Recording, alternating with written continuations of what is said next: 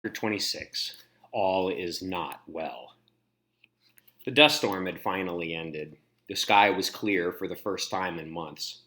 But below ground, a different kind of storm was raging. A dark and gloomy sadness had fallen on the settlement. It crept around corners and curled up on the couch. It made mealtime silent and stole away laughter. Everything felt diminished and bland, like all the color was gone.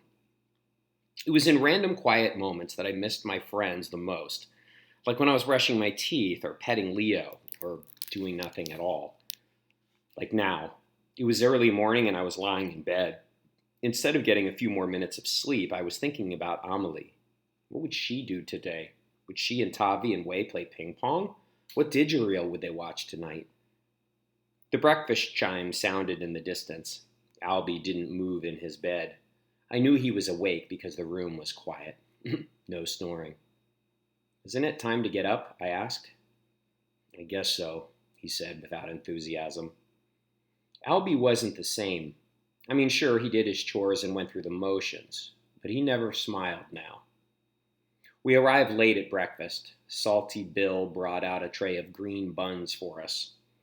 I made you kids a special treat, Salty Bill announced. They're all chocolate. Thanks, I said, taking one.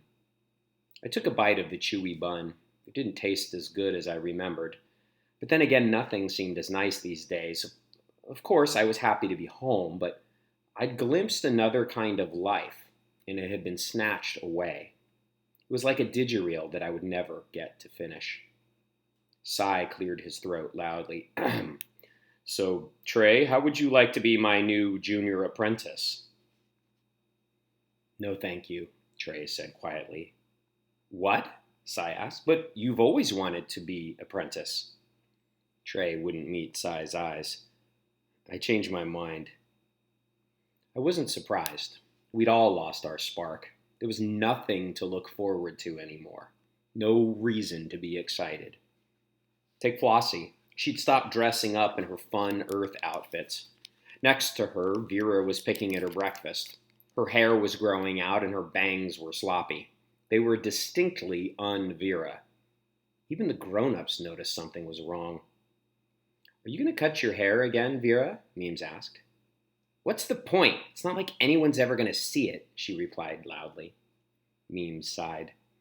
In fact, maybe I'll pierce my nose. I hear that's an Earth custom, Vera taunted. Who cares what I look like, right?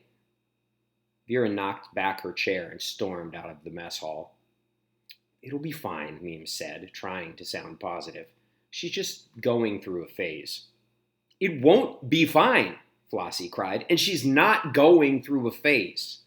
She leapt up and ran the same way. I wanted to run away too, because I finally understood how Muffin must have felt. This settlement, my home, didn't feel so cozy anymore. I felt trapped, like a mouse in a cage. A few days later, Memes announced that it was time to clean out Phineas's bedroom. Trey and I volunteered to help Memes sort through his belongings. We would box them up to send to his nephew on Earth on the next supply ship. While his office was messy, his bedroom was oddly tidy. I mean, everything was in its place, right down to the way he folded his socks, in balls like cat toys. His bed was still made, corners perfect, sheets tight. I pictured his head lying on the pillow, and my chest felt heavy. Everywhere there were reminders that his life had been cut short. A needle with thread next to a button. A book with a dog-eared page on the table next to his bed, waiting to be finished. I picked up a digipic of Phineas and his wife from the dresser. It was from their wedding. His wife was wearing a big fluffy dress, and he was in a suit and looked young. He couldn't have been much older than Albie. That was a lovely dress, Memes said. We got down to work, sorting papers, clothes, books, and other things. What about these? Trey asked Memes, holding up a book titled The Astrobiologist's Almanac. Anything that's research or Mars-based stays here, she said. He put the book in the stay pile and kept going. While Trey and Memes went through Phineas's closet, I unpacked his dresser. There wasn't much worth sending to Earth. It was mostly clothes. There was a t-shirt that said, Mars' first farmer. I'm raising dust. Deep in the back of his sock drawer, I found something unexpected. A notebook. I flipped through the first few pages. It looked like a scientific diary about the weather and different seed tests. And then I saw this notation. What a wonderful day. Bell has arrived in our settlement. We love him already. My heart tripped. Memes, I said, can I keep this? What is it? She asked. I showed her the page. She read it and looked at me. Of course you can keep it, she said, and smiled. After all, you were his family, too. That night I settled down under my cozy quilt, with Leo asleep on top by my feet, and read Phineas's diary. Reading Phineas's words made me feel like he was in the room with me. I could hear his voice in every line. He had such a funny sense of humor. Broccoli harvest successful. A week later he wrote, broccoli banned from menu. Commander Sai says everyone is gassy. Yours truly included. Other observations about life on Mars were sprinkled among his scientific notes, which mostly focused on hydration levels, the moons, test samples of algae paper. There was a tiny folded note that said, I'm sorry, with no signature. Adorable doodles of the cats in the margins. I could feel his excitement and his worry in every word. So much was riding on him. There would be no survival without food. This is such a heavy responsibility, he had written. He worked so hard, harder than I'd ever imagined. Sometimes he got up in the middle of the night to make sure everything was working properly. His handwriting was neat and easy to read, although it became loopy when he was excited about something.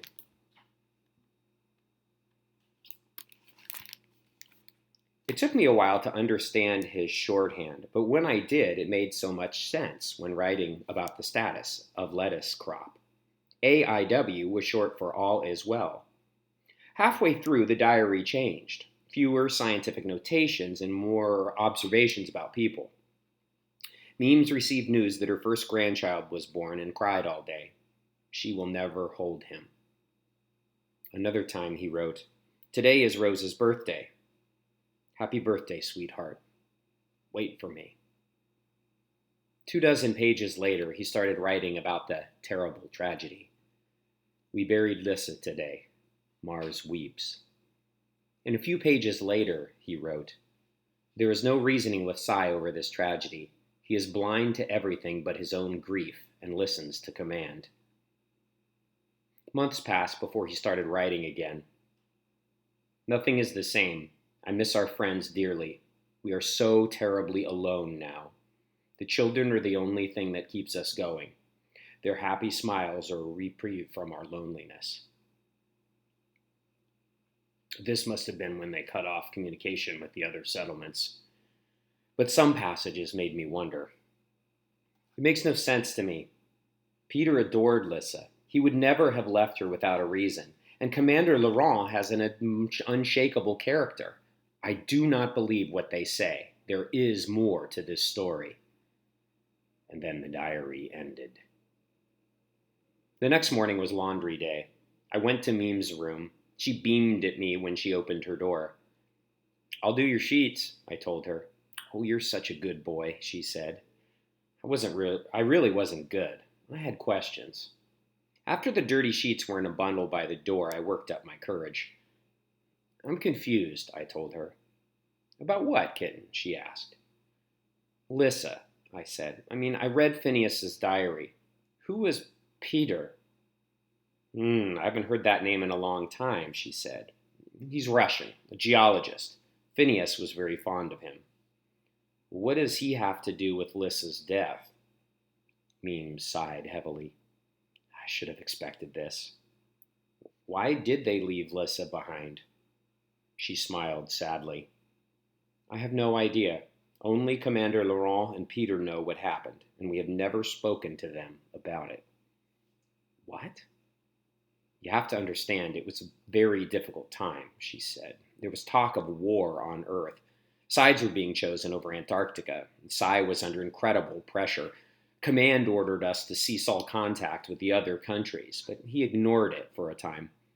After all, we were literally worlds away.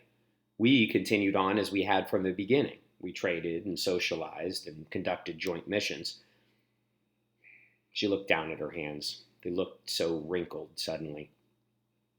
Commander Laurent was out in a rover with Lissa and Peter collecting samples, she continued. An alert went out, saying their rover had gone missing. And you know the rest. Sai and Ileana found Lissa. She died from her injuries. Why didn't you try to find out what happened? Sai suspended all communications with the other countries, she said simply. We tried to reason with him, but he was inconsolable. Lissa was his best friend's daughter, and he'd grown up with their father, Will. Sai had promised to take care of Lissa on Mars. He'd loved her like she was his own daughter. And after Lissa died and he contacted her parents, he didn't leave his room for days. So you still don't know what happened? She shook her head. No, she said, and I don't suppose we never ever will. I finally understood what Phineas had tried to tell me about weeds. Our settlement was overgrown with bad feelings, weeds from long ago, and they were strangling us to death.